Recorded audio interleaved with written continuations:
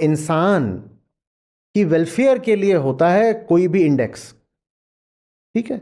तो क्या जो ह्यूमन वेलफेयर है वो सचमुच जीडीपी से प्रोपोर्शनल है? एक तो ये सवाल कर सकते हैं, और ये सवाल बहुत बार किया जा चुका है, इसका उत्तर भी आ चुका है। ग्रोथ वर्सेस डेवलपमेंट का जो पूरा डिबेट रहता है उस पर उत्तर आ चुका है कि development is a much bigger thing than just numerical growth, वो हमें पता है। लेकिन फिर भी बहुत लोग हैं जो जीडीपी से ऑब्सेस्ड रहते हैं। उनकी आसक्ति इसी से है कि बताओ और कितना ज़्यादा पैदा हो रहा है। जैसे घर में होता है ना कि अपनी इनकम कितनी बढ़ी, तो जीडीपी नेशनल इनकम ही तो है, तो नेशनल इनकम कितनी बढ़ी, नेशनल इनकम कितनी बढ़ी। तो मैं उनसे सवाल करना चाहता हूं कि क्या उनको पता है कि नेशनल इनकम पर भी क्लाइमेट चेंज कितने बिलियन डॉलर का असर डाल रहा है? क्या उनको ये पता है?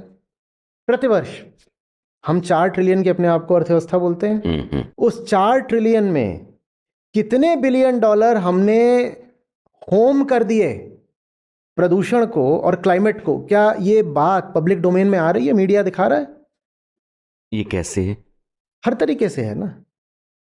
फसलें सबसे पहले तो, जो क्रॉप पैटर्न्स हैं वो डिसरप्ट हो रहे हैं।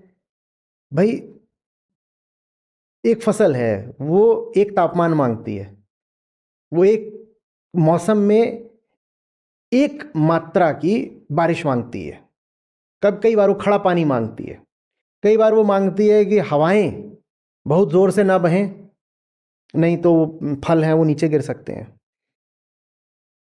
क्लाइमेट चेंज का मतलब है कार्बन डाइऑक्साइड जो है वो रेडिएशन को सोख रहा है, और जो वातावरण है उसकी ऊर्जा बढ़ गई है।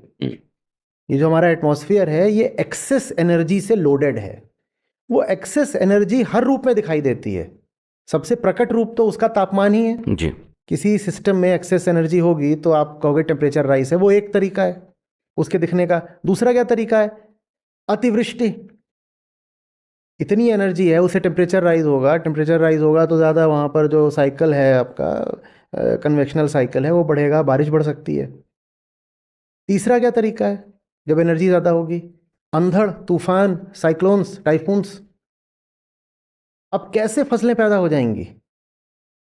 तो सबसे पहले तो एग्रीकल्चर की खाट खड़ी होती है।